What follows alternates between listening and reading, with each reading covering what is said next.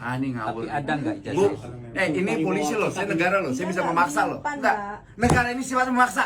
Pak, saya kok dibentak-bentak sih? Bukan, Anda bohong tadi. Enggak, Pak.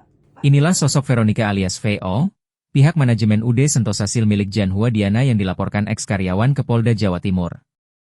Veronica dan teman-temannya dilaporkan sebagai pihak yang menahan ijazah eks-karyawan dan hingga kini belum dikembalikan. Pengacara eks-karyawan UD Sentosa Sil, Edi Tarigan mengatakan, kliennya dijebak dengan klausul perjanjian tidak tertulis bahwa pelamar kerja yang telah diterima sebagai karyawan di perusahaan tersebut, bakal ditawarkan dua jenis pilihan perjanjian. Perjanjian pertama, menjaminkan uang sekitar 2 juta rupiah, dengan kemudahan proses penerimaan kerja tanpa harus menyerahkan ijazah sebagai jaminan. Perjanjian kedua, menjaminkan lembar ijazah asli tanpa harus menyetorkan uang sekitar 2 juta rupiah. Namun, tambah Tarigan, gaji si karyawan bakal dipotong sebanyak sekitar 1 juta rupiah setiap bulannya. Pihak terlapor Veronica dan teman-temannya yang merupakan manajemen, mengaku sebagai HRD atau yang bertanggung jawab atas proses rekrutmen karyawan.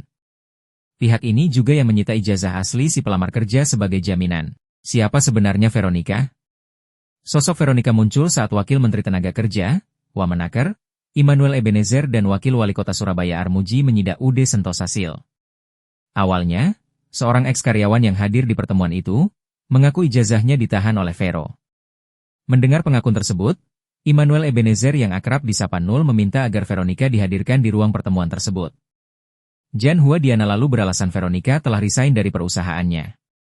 Namun hal ini tidak membuat Nul langsung percaya. Dia meminta petugasnya untuk mencari keberadaan Vero di sekitar lokasi perusahaan. Ternyata, Vero ada di ruangan lain di perusahaan itu. Vero pun dihadirkan di pertemuan tersebut. Hal ini sempat membuat Nul dan Armuji naik pitam, karena merasa telah dibohongi Diana. Melihat hal ini, Diana kembali berkilah. Dia beralasan Vero sudah resign, tapi masih diperbolehkan berkunjung ke perusahaan. Diana juga tetap ngotot tidak mengetahui soal penahanan ijazah tersebut. Sama halnya dengan Diana, Veronica yang ditanya juga memilih aman dengan menyebut tidak memiliki wewenang untuk menjawab soal ijazah karyawan. Karena Diana dan Vero terus ngeyel, Nul akhirnya menyanggupi membayar ijazah yang ditahan itu dengan uangnya. Namun Diana dan Vero tak bergeming. Keduanya bersikukuh tak ada penahanan ijazah. Karena tak ada titik temu, akhirnya baik Nul maupun perwakilan polisi dan Armuji sepakat menyerahkan kasus ini ke pihak kepolisian. Download Tribun X sekarang, menghadirkan lokal menjadi Indonesia.